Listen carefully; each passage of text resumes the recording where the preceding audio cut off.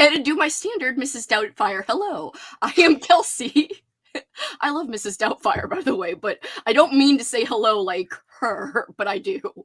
I am joined by two fantastic, awesome peeps. I'm so excited. Thank you so much to Olly from Criminolly and Andrew from It Came From the Page to join me today. Yeah. Thank you so much, you guys, for being here with me. Thank you for having us. Yes, thank you for inviting us. Of course. I'm so excited. We have never done a book club discussion before, the three of us, so it's like going to be a new monumentous thing, and I'm super hyped about it. So we had some laughs before we got started, and now I'm warmed up and ready to talk. And ready to be sad. You're like, I got my laughs out. It's all serious business now. Let's read through the works of Thoreau. No more laughs. No more laughs. No, just kidding. Never love, never laugh. Never live, never love, never laugh. No, I will always advocate for laughing, even about a serious thing, like a serious book or whatever. But I will say, I'm super excited to talk about this book. I think there's a lot to discuss. I think there are a lot of opinions about this book. In fact, we took bets before we started on what the average person's rating would be. Just to give you a recap of that, I said I thought the average rating for most people would be 3.5. Andrew, what was yours? 3 stars. Olly? I was 3.25. So we all had about the same range, and the reason I said that is because I just don't think, like, the average reader, I don't think this would appeal to every single person. I think there's some problematic elements or elements that most people would feel are problematic. I'm just like, whatevs, I didn't care. So the normal person would think it's problematic, like Andrew, who's like, yo, this is sketchy. And I'm just like, I'm up for sketchy for some reason. So you got your two different versions here. So that might be a hint. One of us enjoyed it, the other did not. Maybe, perhaps. What did everyone think of the book? Who here has read it? We're not going into spoilers yet. We will soon. But who's with us today who has read it? What did you think? What is your rating? Give us your general thoughts, and then we'll be going into spoilers soon. But I want to get some general, non-spoilery thoughts from both Olly and from Andrew first. So Olly, you take it away first. Tell us a little bit about your experience reading it, how you felt, and stuff like that. Did it surprise you? It did. So I was surprised in that it was a book I'd never heard of. So until you approached me and said, "Did I want to read it and do this?" I had never heard of this book or the author, and I was surprised because I thought it was excellent. So there is that one problematic element, but equally, I don't know what the book would be like without that. I don't know if I think there are some things about the book that wouldn't have worked without that particular thing. But overall, I thought it was really great. I loved the slow, gradual pace of it. I loved the setting. I thought he made really good use of that kind of cold setting, and the house itself, and just the way it gradually ramped up and got more and more, without getting into spoilers, kind of complex and confusing and slightly bewildering as it went on. I really liked the fact that there are several different interpretations you could give to the end. I thought it was really effective. I liked that as well. Great thoughts, Olly. Now let's get the opposite point of view. Come on, Andrew, it's your time to shine. I have never had a book that's like, so like what I think about, I've read a few books similarly in this style in a close succession about people going to isolated events and they're like, everything's go wild. And it seems to me, I'm always there for the setup. And then as soon as the execution happens, I'm like, I'm done. So I don't know if I want an entire book that's just set up and no payoff. I mean, that's life, right? But that is life. That's scary. That's sad. But I did like one of those books, but I'm not gonna talk about them. It's not that this. But I was really interested because there's a really good setup to this book, and it really starts off strong, like to the point where I was like, wow, this is gonna be a pretty easy 5-star for me because like I'm really loving this. And then like somebody saw the train on the rails, took a bazooka, blew up the train, and just it goes everywhere. And I just did not like any of the rest of the book. It was like 25% I'm into. And then all of a sudden there's like this romance element, so that even beyond being what we're going to talk about, I just had no interest in at all. I didn't find anything insightful or interesting about it. The horror elements, there's all this great setup, but they don't really explore any of it. Stuff just kind of happens, which is like, I'm like of two minds. Because like, so I don't, going in, I kind of thought this was going to be a little bit more Shining-y than anything else. And like, one of the main reasons for that is that one of this author's other books, Summer of 42, is the movie that they're watching in The Shining. There was like a film adaptation. So like, and I had thought that was a direct reference to this book having a similar vibe. And this book is much, much shorter than that. So like, I should have known off the bat, but I thought we were going to get more about the history of the place, and we get a lot of setup for the history of the place and what was going, and like, but we don't like the main villain of this story. We don't really understand what anything about their past. And you know, sometimes that would work. I think it's just like that the elements that detract are kind of take over the book near the end of that. And I had no interest in that romance from any angle. So like the rest of the book kind of just fell flat. I mean, we got to the points like near the end where there are things happening that normally would get me very excited. And I was just kind of like, meh, I'm just kind of checked out of the book at this point, where it's funny that like the parts that other people would find slow are the parts that I actually really had a good time with in the beginning. I'm like, oh, whoa, look at this. There's a deer here. Oh, that's kind of like a funny, cool scene. Oh, there's like all these chipmunks hanging out and his like squirrels hanging out in his things. Like, let's talk to them more. And then all of a sudden it's like, oh, he starts hearing child laughter. And I'm like, oh no. Like for me, there's nothing more scary than like, if I got like, I would love Maynard's house. I don't care if they would love me. Anyway, the villain would love me. It's fine. It'd be like, you're the only person we like. Fine in Maynard's house, I guarantee. But there's nothing to me more scary than getting my dream, because this is like Maynard's house is my dream house. And then all of a sudden you hear laughter and you're like, oh, children, get out of here. No. Like it's like you have like this finally have this place where you can relax in nature, and then all of a sudden you're like, wow, no. Anyways, I love all your thoughts. I think they're all valid, and I like that you brought up some things that I didn't even think of. I do think it's interesting that you liked the slower parts and didn't like the second half. I understand that the romance really turned you off, but the reason, and we're going to go into detail in just a few minutes with spoilers, but without giving any spoilers, the reason it wasn't a big problem or red flag to me is because I didn't read it as literal. One, when I kept seeing people's discussions who had read this before me for this club, like my friend Kitty's in the chat right now. Hi, Kitty. She was like, I hate this romance, and there's nothing that bad that happens to him, and I just thought this romance was so gross. I was like, oh no, he's like in love with a 13-year-old. Then I read it, and it was not nearly as bad as what I expected from what I heard from Amy. Just for me, I can understand why it would skeeve out some people, but I read it like, oh, she's younger, but like a teenager, like a 16 or 17-year-old, but acts younger, so it makes her seem younger. I never thought he was actually like, I think she might be actually younger or 13. So I also don't think it's literal either, though. I thought that the romance meant something so separate and apart from that. I didn't think he really thought she was 13 at any point. It's still a problem because he's still in his 20s and she's still under 18. So let's just say that. I know that's wrong. But at the same time, I don't think it was a literal romance that was black and white. Because that's reasons we'll get into later. I feel like I understand what you're saying. I think my big issues with it is his reactions and interpretations and what he straight up says about the like, because like he's very predatory about it from like the start.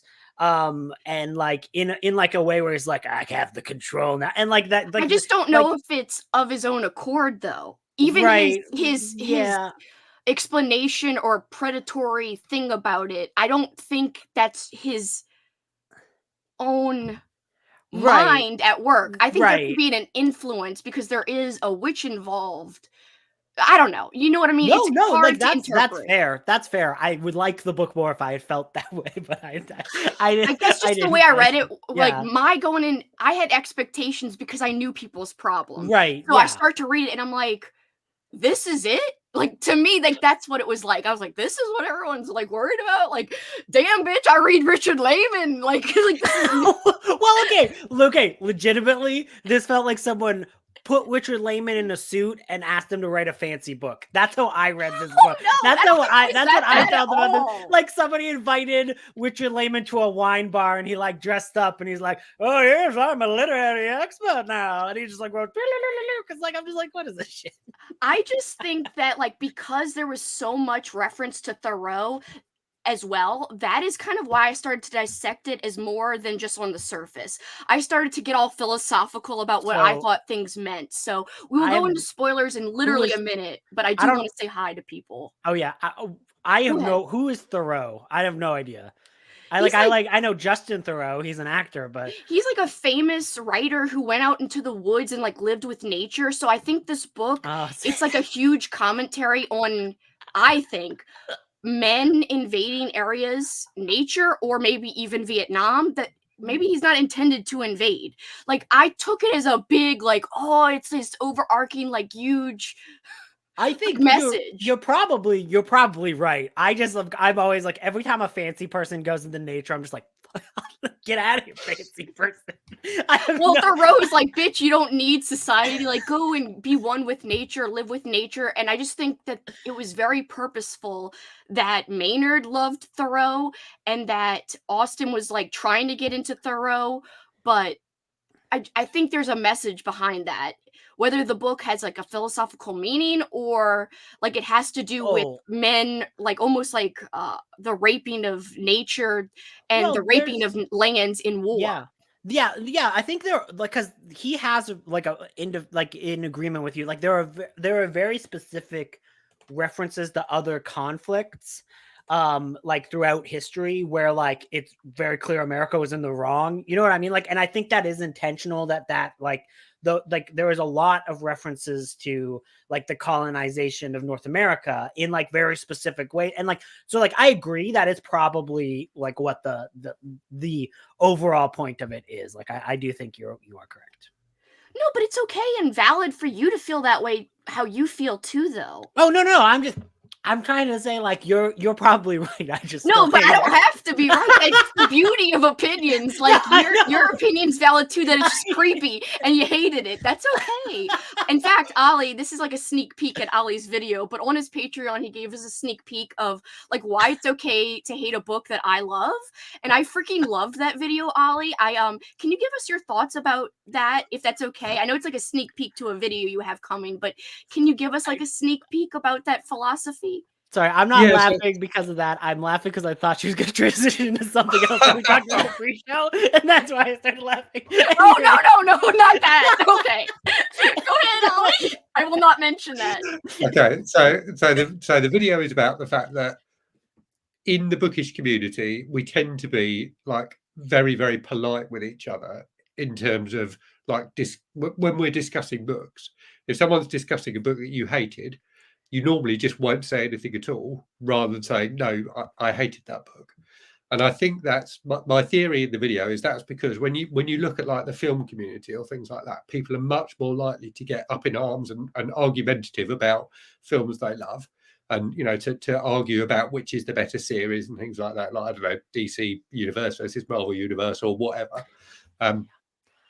And my theory is that as book lovers, because we are used to feeling a bit like outsiders, because many of us don't have people outside of the community to talk about books with, we tend to, we're united by our love of reading rather than our love of a particular film series or whatever. So we tend to be more respectful of each other's opinions on books. And I think the danger of that is that we end up giving an overly rosy view of books generally.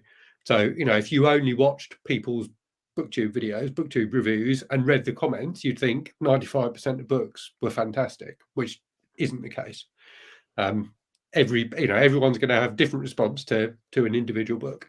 As we're seeing here, and it's important that we have discussions like this and are all honest about our views. That's why I love this discussion. It's fight exactly. time, fight night, ring the bell. It's not combative, it's still respectful, but we can see here represented that not everyone loved it, but not everyone hated it. And I do think that's great because, like Olly said, I do see that kind of one-sided booktube. A lot of people don't like to make videos about books they hate. I mean, I don't do it often either.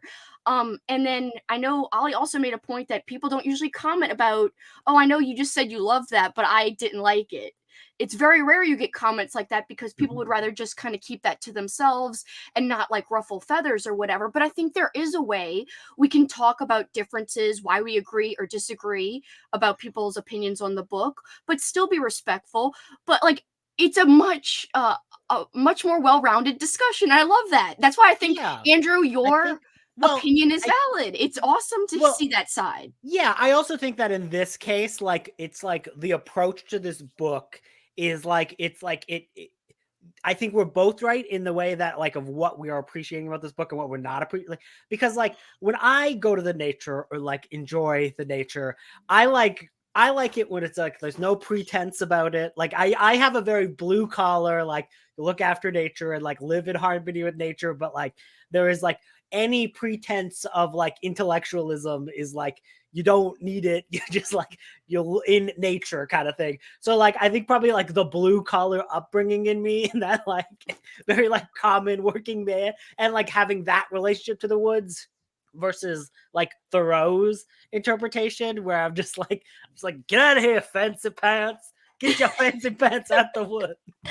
Fancy pants. I like how you even said that. But I love that we can talk about these differences of opinions and still remain friends. And I can understand why you have a different opinion and I have a different opinion and Olly has a different opinion because we're all bringing different things to our reading experience. We all have different experiences in our past. We all have different references. Like, I'm more familiar with Thoreau because I don't think I've actually read anything fully by Thoreau, but we learned about Thoreau in school. So I know of Thoreau, and I know that he's big into appreciating nature. Men should respect nature. We should get back to nature. And all of that type of mentality. So to me, just knowing that background had me thinking a certain way. Again, that's part of my background, my schooling. You have a different background, a different mindset mentality when you're reading it. Same thing with Olly, perhaps. That's interesting about Thoreau because I don't know if it's the same for you, Andrew, but I've literally only heard of him through references in American books. Yeah. Well, US books. So it's clearly a big deal in the States, but it is. It is. I do. I think that's a very good point because I think one of the things about this book is that this is a very American book in that it's dealing with American problems through an American lens. And like when they talk about like other cultures, it's very like vague. Like they don't really get into other belief systems. He seems more off-put by the fact that that America wasn't the first people to discover and name all these places versus, you know what I mean? Like when he comes in, he's like, oh, all these confusing names, like, oh, like, and like, there is this idea that it's like very much about America in terms of like how they view themselves and how they view war, because like Vietnam was like the one bad war that everyone agrees on. You know what I mean? Like you even like pro-war people almost always are like, oh, Vietnam, that was bad. And it's like the point when like horror changed. Like Vietnam forever changed the world of horror. Like from like slasher movies really come out of that because like Tom Savini, who's like the guy who did a lot of the effects for those early films, he was like a war photographer. Tons and tons of novels are written by people who are coming back from war and like the horrors of war and having issues kind of adapting to that. I mean, like a lot of people forget that first Rambo movie is all about like very similar ideas and topics. So like it's a very important topic. And I would really be interested to look at the time this was written to see what other contemporaries we're talking about and going off of. I did see that apparently this book came out the same week as Stephen King's Firestarter, which is a terrible book as well. So it was a bad book. I've not read that one. Firestarter is it's garbage. Anyways. Sorry, I mean to come that up. It's garbage. There is no opinion. It's garbage. There is no. It might be garbage. It is garbage. Sorry, in my opinion, is garbage. It's fine. I never defend King because I'm an ass. I'm all about Robert McCammon, so you're safe here. You're safe. Let me just real quick, we'll get into spoilers right after saying hi to peeps. Hi, Sherry. Good morning. I know Kitty had to go, but she left her thoughts here. Good morning. Hi. Gave it 3 stars. That is about around the average rating that we all bet on. I was so into the first half, and then Austin became a perv.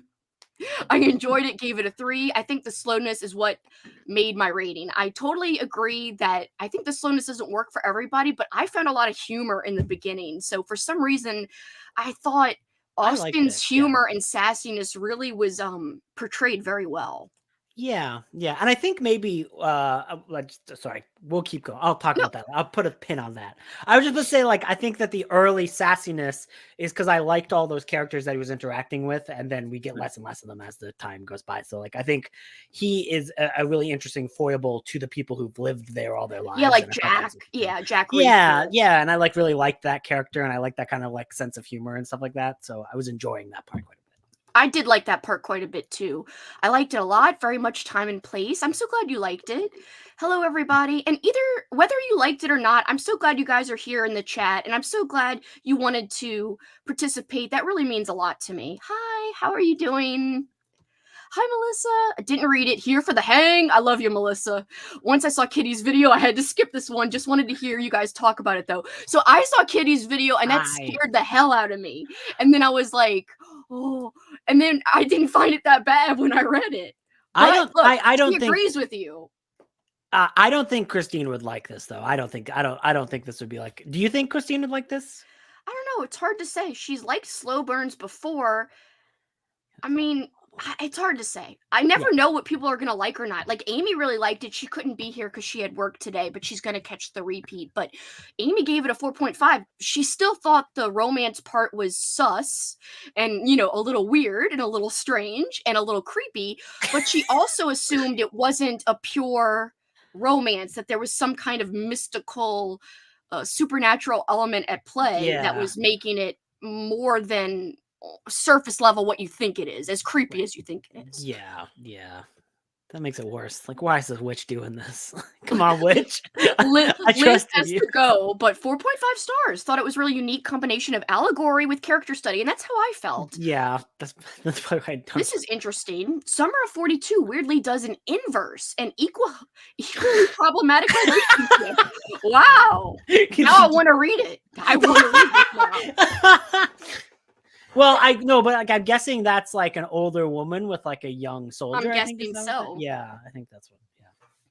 Really like this book. In fact, okay, so I got to give props. I didn't really have this on my radar as much until I saw Crystal read it. I think it was last year, and Crystal and I have very similar tastes, and she was like, "I'm really surprised. I really like this," and I was like, "Oh."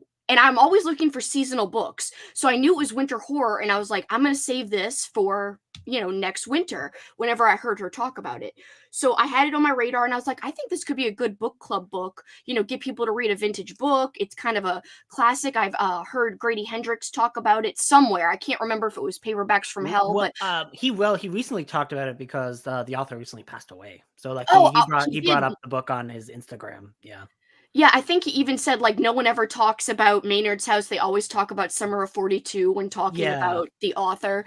So that was a happy coincidence. I hadn't seen that when I decided it should be the book club book, but that was ooh, I can use this to tell people to read it in addition. But like I said, I totally understand all the diverse opinions about it, but Crystal's the one who was ooh. So thank you, Crystal, for putting it on my radar. she's so well read and she reads so diversely that I always pay attention when she talks about books. Always. Hi, Alicia. Don't know why I thought it was next Sunday. I'm so sorry. Glad you're here, though. Really like this book. 4-star. Agree with Kelsi on the quote romance. As a weird horror world comparison, it came out the same week. Oh, that's what you were saying, Andrew. Yeah, I was reading that and I was like, and people are laughing at some of your comments. The fact that Andrew thinks Layman could write fancy. Yeah, you didn't read Beware. Oh my god. You just put him in a hat and a suit and a tie, put him in a fancy wine bar. Kitty was hoping we'd destroy Austin, the character, because I know she was like, oh, I'm going to go to the live chat just to rip apart Austin, which I thought was hilarious. I love her so much. Agree with Olly. I love when people disagree because it opens things up for discussion and lets me see something from another point of view. Same. These are such great insights. I hated the relationship and it really upset and horrified me. I read that as intentional by the author, though, but now I'm rethinking that. Goodbye. Hi, Rachel. How are you? Relationship didn't bother me because I think I read it differently because an aura is a type of tree that in folklore can grab you and pull you underground, which I didn't know. That is fascinating. I kind of figured that they were like ghosty tree children, and that it's even worse. I'm like, oh god, that's so. I was like, this is the perfect. I'm in the woods. Why are these kids bothering me? Like, ugh. It's like I understand. Like the problem with this book is that like I understand everything it's trying to do, and it's just like whether or not you appreciate what it's trying to do. I think at a certain point, and I am a curmudgeon. It's no, you have valid points. I can totally understand your viewpoint. It is also creepy on the surface. I just thought, like, yo, the witch is influencing him to actually love to be infatuated with Aura, and he's like trying to say, like, well, oh, I really shouldn't feel this way, but you know, other men have felt this way in life, but you know, maybe I shouldn't feel this way, but you know, I don't know. That like, was he's like going back and forth, but it's the witch. But when by the way, like, spoilers. When he was like, I wouldn't care if I did something wrong to the law, but she, I don't know how old she is. And I was like you're reading Austin as super confident. I read him as a super lost, confused young adult. In fact, like a lot of passages are like his life, like all he had in the world is a freaking knapsack or like bag. Yeah. In the very beginning, he's lost. He's even like, where is home? Could have made friends with the freaking deer or the squirrels. Well, he kind of were there, and then they disappear. Where did the squirrels go? The squirrels. What happened to them? They all living in his house. We don't know what happened to them. They didn't like him as much as Maynard, but I want to hear some thoughts from Olly now that we've got our spoiler warning on. I want to make one joke before we get into this. The audiobook, the way that it's narrated is like everyone sounds like Fred Gwynn from Pet Sematary. That's what I thought too. The entire time I was literally viewing like a 6-year-old child with the face of Fred Gwynn. I want them hot chocolates. Oh my god! I'm like, oh yeah. I did like she read kind of like a boy to me because I also kept picturing Pet Sematary. She didn't read like a young girl to me. Aura. Don't go to that man's house. Maybe that's also why it didn't bother me because she didn't read like a girl. Like I don't know. Olly, give us your in-depth thoughts. You can go into spoilers. This is everyone's warning. Tell us what you think overall. Just go into depth about your thoughts here. Okay, so in terms of Austin's character, I agree with what you were saying, Kelsi, about him feeling lost. So I kind of took it that he'd been someone who'd been a teenager, who'd still been growing up, and then had gone off to war, had gone through a horrific experience, and had come back. And so he may be, I can't remember how old he's supposed to be, like 22 or something like that. Yeah, he's 23. But actually, he's younger than that because a whole part of his life has been ripped away.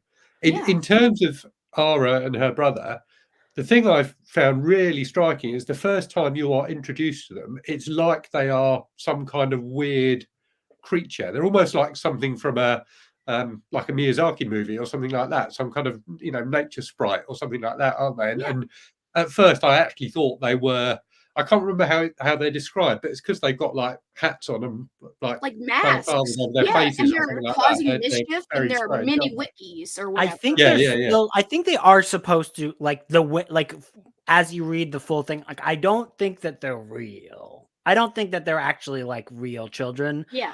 Just because like they really set up that there's no one around. So like Yeah. it's like there probably are like mini wikis or whatever. Yeah.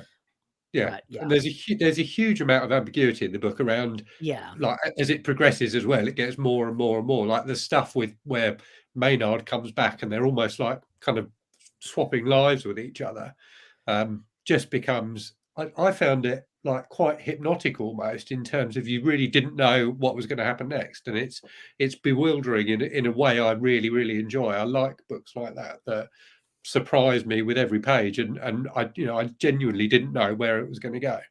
And there's definitely, to Erie's point about the tree being part of folklore, it feels like that kind of nature side of it, and the folklore and the tree and the witch, it kind of felt to me like it harked back to kind of older stories about nature. And if you think of the way female characters are often portrayed in kind of folklore and folk horror, it felt like there are similarities there as well. So I did think it was a genuinely interesting and surprising book, and it felt to me not like a horror book. It felt like a book that used kind of supernatural and kind of folklore and folk horror concepts, but it didn't feel like a book that was supposed to scare you. I was expecting to be scared by it, and I wasn't at all. It more feels like a book about someone trying to process their trauma, and that trauma being shown through kind of folk horror tropes. Yeah, I agree. I think it's mismarketed as pure horror, and I think maybe people who give it a 3 or 3.5 or think it's too slow probably are expecting more horror, and then they don't get it. I was just pleased by how much it made me think and analyze the text, and that's what kind of almost hypnotized me as well. Like, as I'm reading the second half especially, I'm like, "Oh, like, is he even real? Is he even alive? Has he been dead? Did he even leave Nam?" Like, I'm starting to think those kind of things, but also I'm starting to think like, "Oh, is he going, slipping into madness? Is the witch even a factor in this? Or like, is this all because of the witch and it is like a supernatural like taking him out of this?" So I think there's so many things, like so many avenues you can go down about the possibilities of what is actually happening. Some people find that maddening that it's not explained outright, but I kind of like it. Like, I'm left with like, it could have been this, it could have been that, and I love that kind of. Yeah, I kind of just wish there was more of that stuff that you like, because I just feel like that the romance just to me, maybe it's just because like it felt every time it happened, it felt like it was like 20 pages. But it might have been like like it was hardly there. oh, that's so funny, because like as soon as they're introduced, there. the only thing I'm like, oh my gosh, these 3 times speed, get this people out of here. I don't care. Like their conversations are like, she does a weird little smirk, and then they're talking about hot chocolate. And I'm like, get back to the deers. Where are the deers? Like, what are the muskrats doing? They're just like, and another thing about this hot chocolate, you made it too sweet. I don't even like hot chocolate. I prefer tea. And I'm just like, kill me. Kill me. I just didn't think it, like, I don't know. Because I had expectations of it being like so sordid, then I read it and it's like they're talking about hot chocolate. He is debating like, should I like her? But it was like, to me, it was both creepy and boring, which is very hard to do. Where I'm like, this guy's a creep and it's boring. and I understand, like, all the stuff that you guys are talking about is normally stuff that for some reason grabs me in a book. And like, I wonder if it does come from that thing of that it's not really a horror book. Yeah. And like, maybe this is a book that instead of unhauling, I might give a few years and then try to reread to see if, like, now that I know what I'm going to get and what pages to skip, I can I can save myself some time by getting rid of 50 pages of hot chocolate discussion, and get the points, and maybe I might have a different opinion on it if I give it a few years. Cause like, I guess like the horror stuff is like, I felt was kind of half baked, and I didn't like, and I think I prefer when we're talking about like getting over trauma and that kind of stuff. Like, I prefer straight literature for that. And like, I guess that it's just like you're getting your literature in your and like, I didn't like the soup that was created, the stew, and some people do, and it seems to work for some people, which is awesome, which I do think is very cool. Just like, for whatever reason, for me, like, as the book was going, I was like, when am I gonna have to do laundry? When am I gonna do? And I was like, oh, he's still talking about hot chocolate. Okay, what? I just didn't feel like it went on that long to me. I don't know. It Maybe was so expectations, I think, play a large role in our experiences. Oh, Olly yeah. had none. I had none at first, Oh, except for Crystal liking it, which kind of gave me a positive view, because I trust Crystal a lot.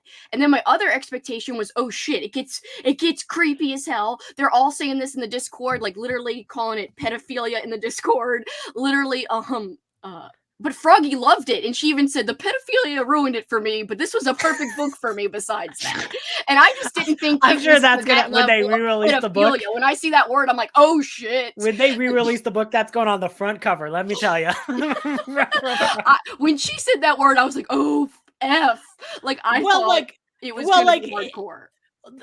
I think it's like intentionally trying to like skate the line, and like because like that's what it's trying to do. Like in the book, like she threw a snowball up and then let it fall on her head, and I was like, what the fuck is this stupid book? I mean, I do that today, and I'm 35. Yeah, so like, I don't but it's like, cool. question that. It's cool and quirky when a 35-year-old does it. When a man is talking to a child that he just But thought she's is not dead. a child. She's like a teenager. You keep saying Well, he child. doesn't know. She says she's barely in high school when she's She talking. says, I think she says officially, I'm 16, but It's true. she It's fair. doesn't really go to school. It's fair. She I could like seems the younger. as student like I don't know if it was just like the way it was written, but like I was always like this girl is like 12. Like she always read like she was 12 to me, and I was just like a I precocious could 12 see how she would read as 12, but yeah, that's I think that probably made a difference to like how I interpreted the entire book, because I'm just like, this is just like some 12-year-old dude. I mean, yeah, and I could see how, because he even says like the way she smirked just then, she could be as 13 as much as 16, and I don't think he means literally. He's wondering if she's 13. I think like, oh, she's so innocent, and I actually think I appreciated like, why is that even in there? Why is she so young to begin with? I think the reason, because I think it's not just. He could have easily made her a young adult, like a seductress, like a pure seductress. I think there had to be conflict there in his desire for her, or else, like, what does it matter? Two, I think there is something Olly kind of mentioned, like, half of his life is ripped away. He's still kind of a kid himself. He didn't get a chance to truly grow up. Yeah. So I think there is that purposeful aspect of he's yearning for that innocence and youth that he can no longer go back to. He's not innocent anymore. He witnessed the horrors of war. Right. Now, I'm not trying to justify any kind of creepy real life older man liking a younger woman. I'm saying I think because Herman Raucher could have easily made her the same age as him. I think there's a reason he made her younger. He knew it would be creepy. It was creepy even in the 70s. I don't think it was it's just the time. I think it was purposeful. I think so too.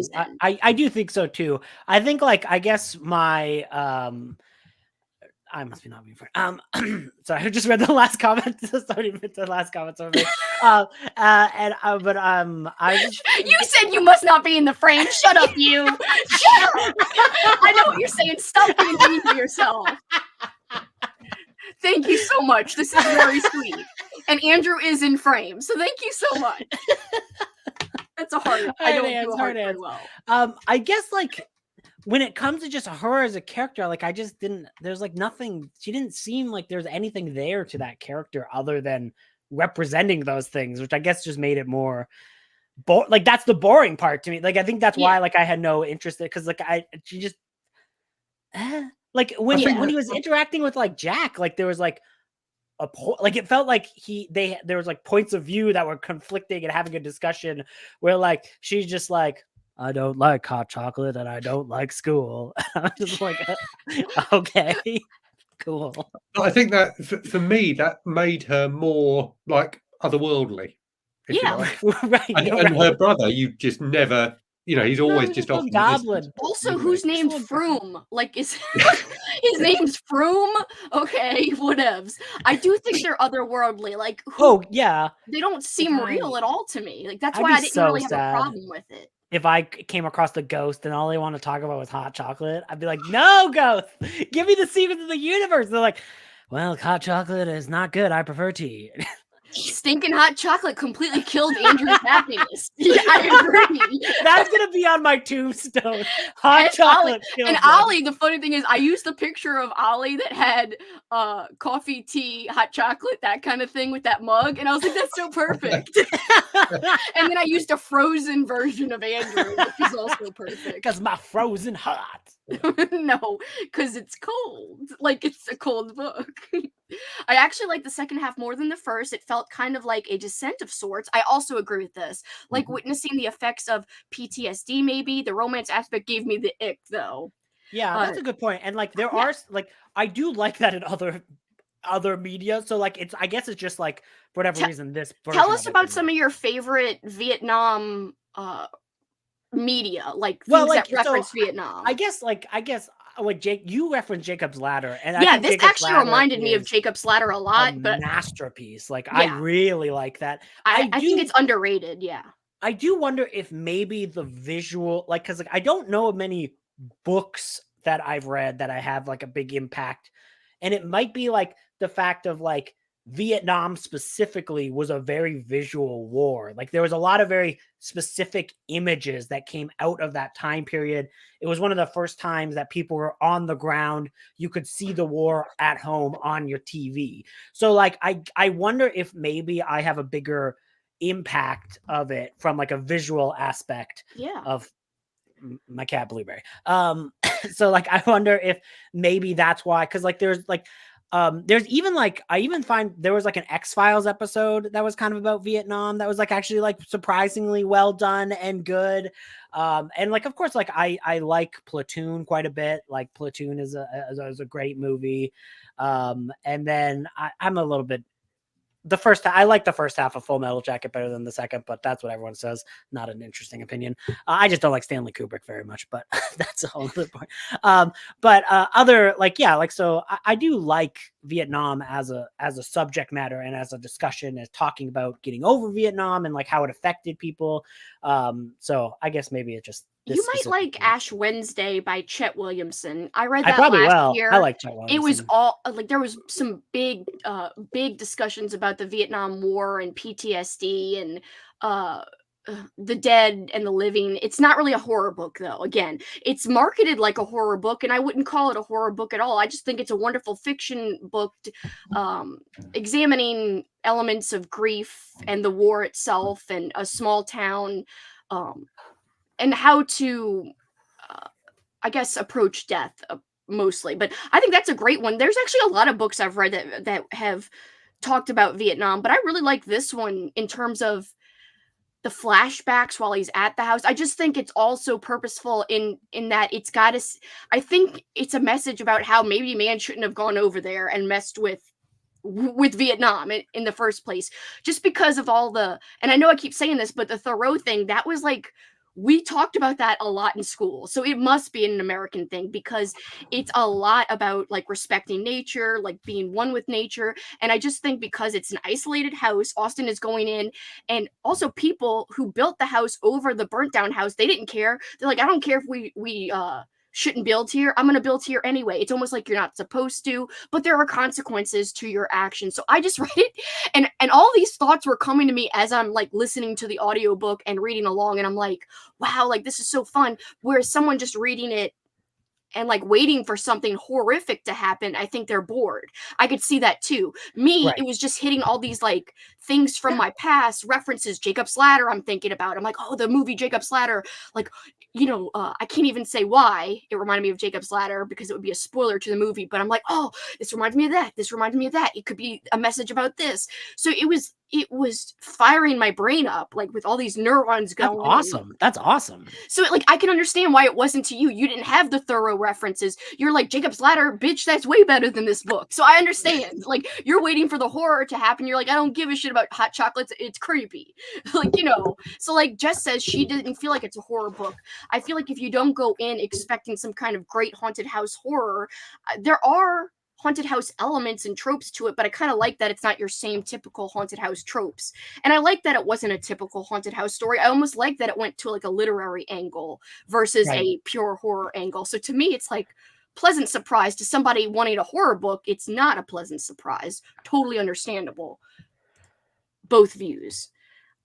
I agree with everything Olly said. Really love the description of the witch hanging in the tree. I know that's from chapter 22, from what you said on our Discord.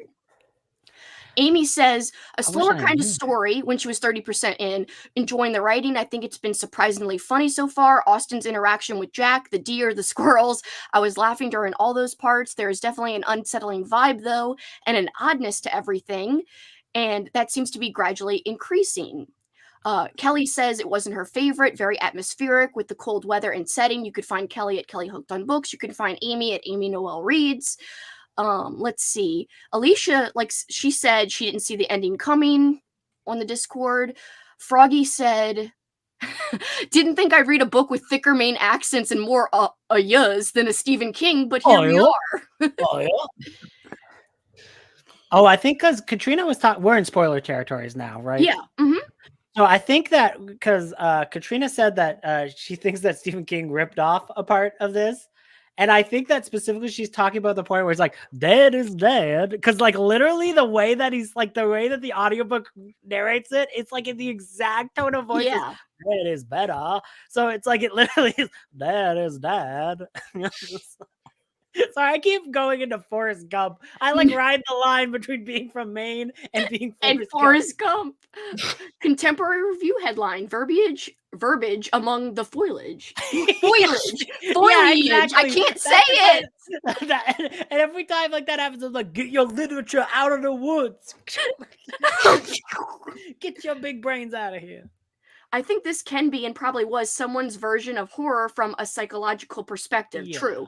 Kind of like We Spread by Ian Reid. Like, yes, it's got horror elements, but it's really not pure horror, but it is horrific in ways in terms of you're losing your memory, you're losing your whole history, your mind, yourself, your identity. I saw Ara as the witch. That's why she didn't have an issue with the romance. And thank you again. I know I already put that up, but that's so sweet. Thank you. Stinking hot chocolate. We talked about that. Andrew, do you like hot chocolate? And are you just super angry about her hating it? I love hot chocolate, but that's completely different. He's bad at making hot chocolate. That's the difference. Austin sucks at making hot chocolate. That's why. You just think Austin sucks, period. I do. So here's one of the things that is like, this has been a thing throughout my life, is that I am the listless man in the early, like finding yourself in your early 20s and like stories about that from a white man's perspective, like never work for me. Like I just find them so boring. I guess it's because like I lived through that and I was like, yeah, I was listless. Go add a ninja or a robot. I don't care. I don't know. I just feel like having to serve in a war is like, I don't know. Just put it into perspective. No, it's a good perspective. It's a worthy perspective to have. War is a little bit different because like that is like a very real, and I am interested in that perspective. It's just the coming of the listless male kind of trying to find his way in the world story has never really worked for me that much.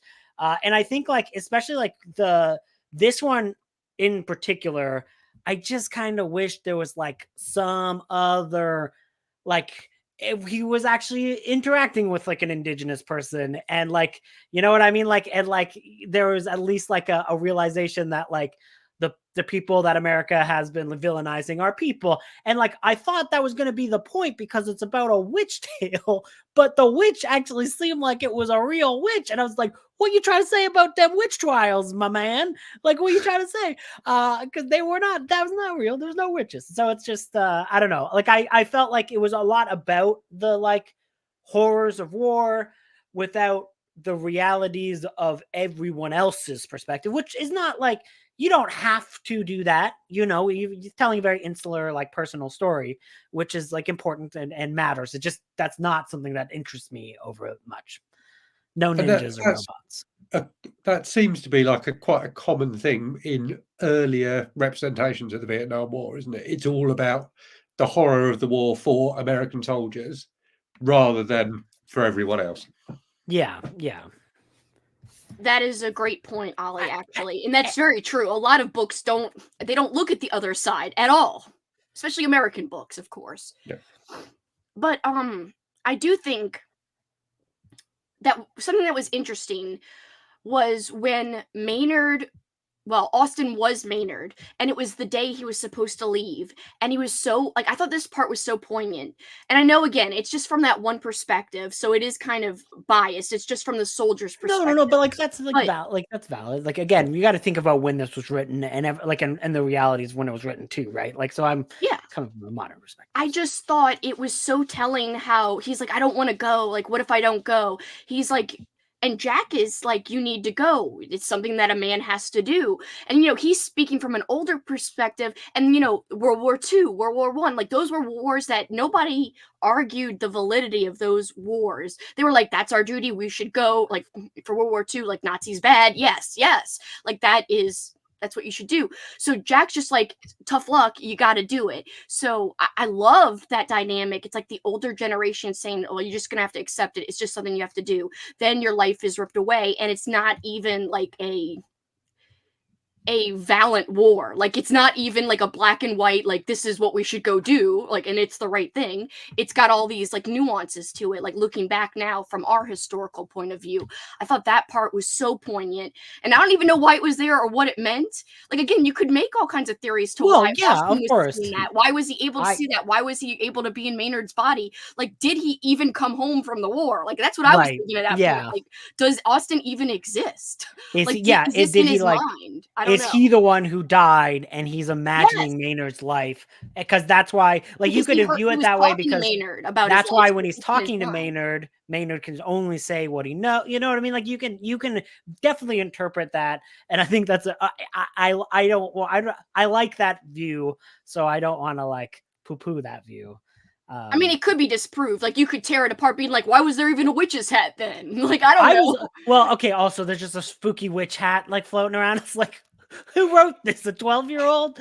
Or the witch hat is in his mind as he, like, goes, like, as he dies. Like, I don't know. I know, but a flying witch hat? Like, no one's, like, why? It's that's just why like I think it's not real. Oh, witch hat. Like, I want the witch to go to Congress and, like, go, like, the war is immoral. I'm protesting the war. You took my Maynard. The witch hat is a valiant witch hat.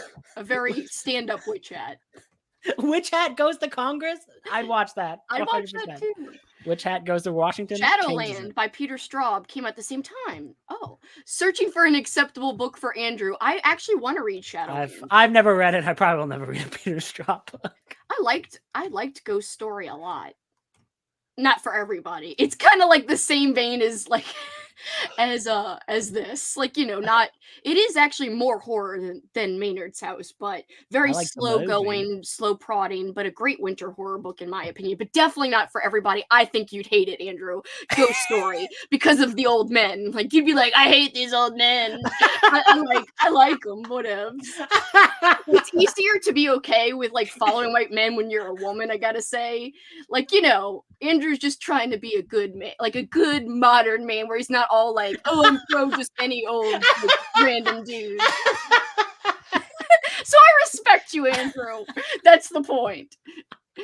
You're trying to like be like for everybody. I don't want just these. Like, I just find it boring. Random to be honest with you, the representative. I thank you. I also just find them boring most of the time.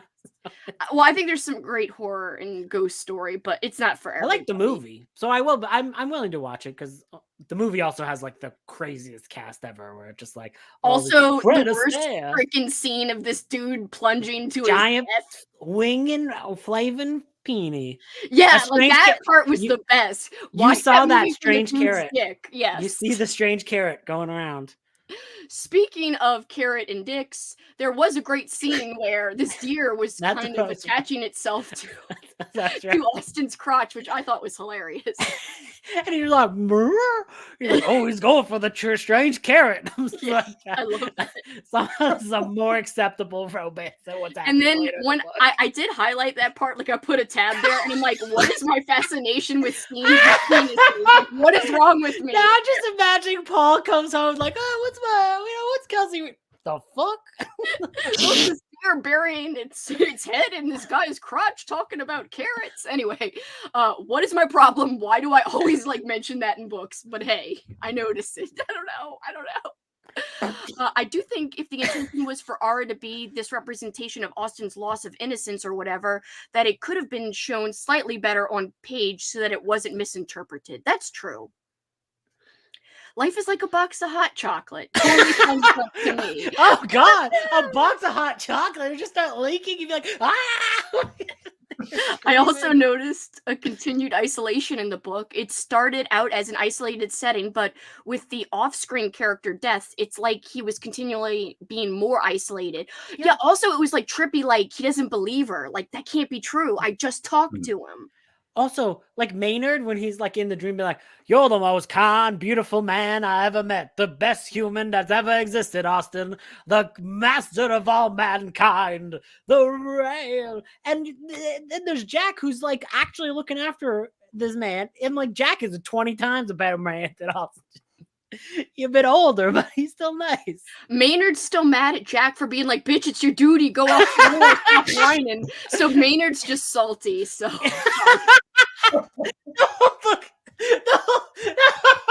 I like the idea that the whole time he's trying to make it so that Jack has to go, and the witch is like, "No, no, no, it's Austen and it's you over and over again forever." I like the isolated setting, and I think he, like you said, becomes more isolated and also disoriented because he doesn't know what is real. He doesn't know whether to believe Ara. He's like, was Ara even here? Like in my room, in my house? Is this real? Is she real? And also I love the snowman scene with the witch snowman and how he gets really creeped out by it. And I think that's also a testament to how Ara does represent something that isn't just a young teenager. I think she is something otherworldly, I should say. God, I hope that I don't, like, when I die and go to heaven, they're all like laughing weird children who don't like hot chocolate. I'd be like, nah, send me with the demon of carrot dicks. I want to see your tabs, Kelsi. There are more tabs than just the carrot part. That makes it sound like it's like, there are you want to orange see tabs. my tabs? There are orange tabs in my book, but also green. I loved Jack. I loved Jack too. I thought he was funny. All right, guys, we're kind of winding down. I've kept Olly and Andrew for almost an hour already. So anyone else have any other insights, opinions they want to share? Everyone's opinion's valid. If you hated it, if you loved it, no judgment, no shade from me. Should I read Thoreau? Someone should tell me if I should read Thoreau. Apparently, it's very beautiful, but it is kind of like fancy pantsy. You might not like it. I should read, like, I go to nature and I read Thoreau. This is my reading vlog, which I'll be eaten, with my luck with vlogs, I'll be eaten by a bear halfway through. But Henry David Thoreau reflects on nature. This shit is old. 1854. I didn't realize it was that old. Can I read that for old school April? Be like, yeah, I'm only reading books from 1854. I mean, it is very old school. So yeah, and it's called a transcendalist. Wait. Whatever it is, that word, it's that word, and it was a group of people who were all like, "Oh, go back to nature," like, you know. Also, Walden Pond is where he went to go and write. So yeah, Thoreau basically was like, "F the city, F civilization. I'm going back to like commune with nature," and he literally went and like stayed in Walden Pond and like just did away with human connection and contact and just like was like, "I'm going to become one with nature and write." And so that is what people talk about when they talk about Thoreau, which I think is interesting because, again, he was isolated. So I think that's another reason why Maynard's reading Thoreau. Austen is then reading Thoreau because it was left in the house by Maynard. God, I'd be so mad if I get sold, because Maynard sells his library so hard. He's like, "Yo, man, I got the bitchinest library that's ever libraried. It's so good, man." And I'd be like, "Yes, I got this house with this bait library." And you're like, "What? Who's this old man talking about nature?" From 1854. I'll watch that vlog. She's like, "Don't do the vlog, but also I'll watch it." He's standing in the middle of nature reading Thoreau.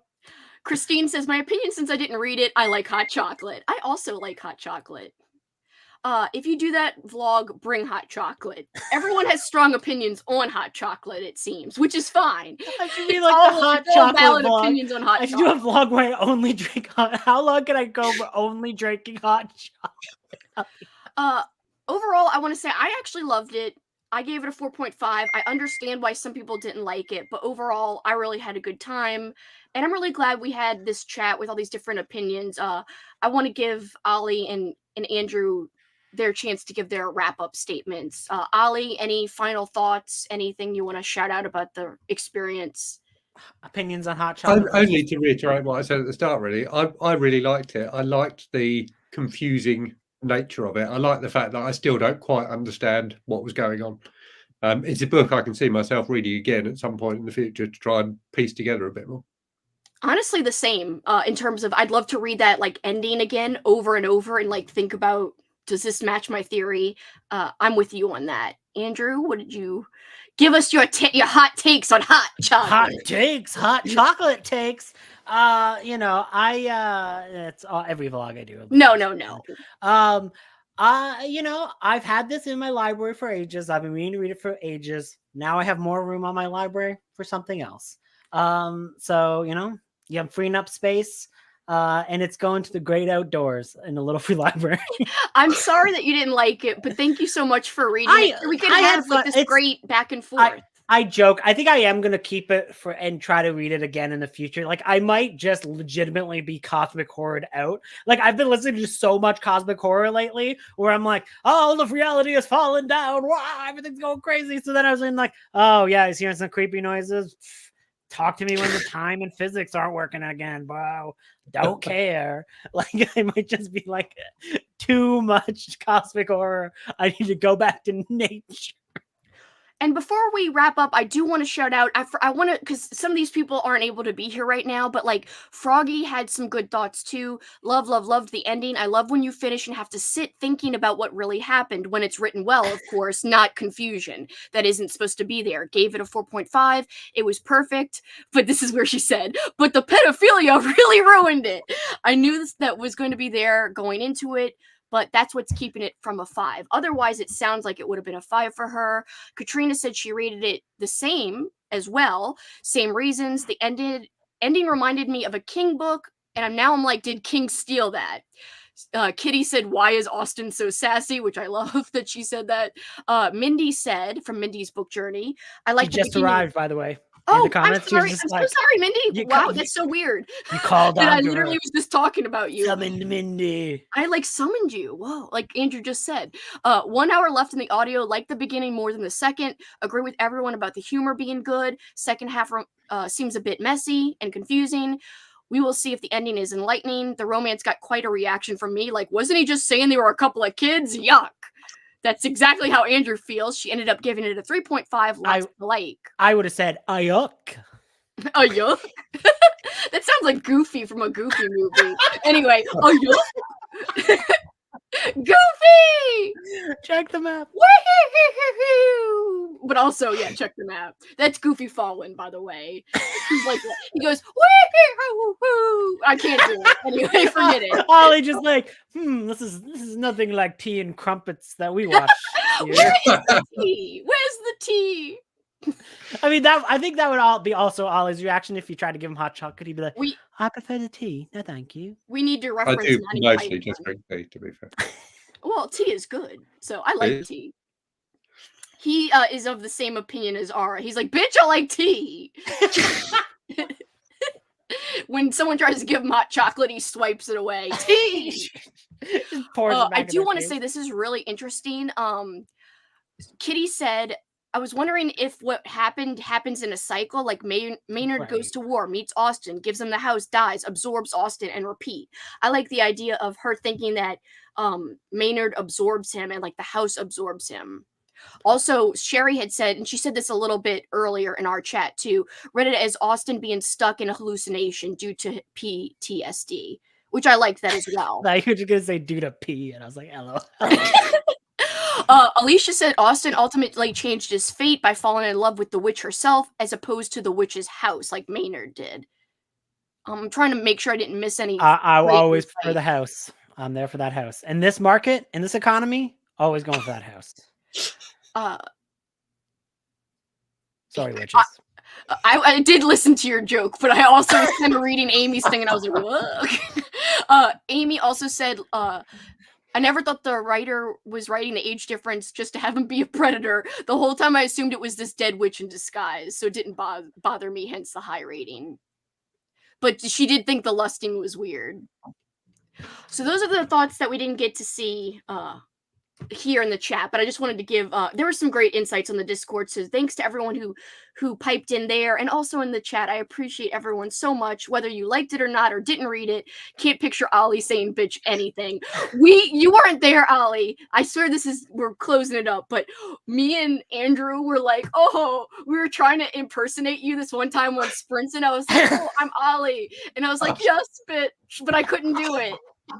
With respect, we were not making fun of him. Like, if Olly was reading this, he'd be like, bitch, I don't like this. I do like this. With respect. I can't remember the specifics, but I know that I tried to impersonate you and failed. And also once I was like, yo, I'm Olly, but it didn't sound like you. And then everyone was like, get Olly to say yo. And I was like, okay. Can you say yo for us? Like, yo, I'm Olly? I don't know if I can. I told you it's not. That's the most British. That's the most British response ever. It's like, I don't believe that in my vocabulary. Yo, I'm Olly. That is not part of the Queen's tongue. I can't. I tried. Yo, I'm Olly. He did it. You're the best, Olly. I hope I didn't mean to overtalk you, Olly. I hope you got to have your say. I really am so honored that you came on. It really means a lot that you took your time for like your weekend night. Thank you so much. For real. It's been a pleasure. Thank you. And thank you, Andrew, too, because I loved having your different opinions. And thanks everyone in the chat again. My life is complete now that Olly said, yo, I'm Olly. Soundbite. Thank you so much. my new videos. It's just gonna start me clipping this and just I almost talked over it, so hopefully you can get me out of there. Lower me, isolate the audio, Andrew. Get Olly saying yo, I'm Olly. Wonderful.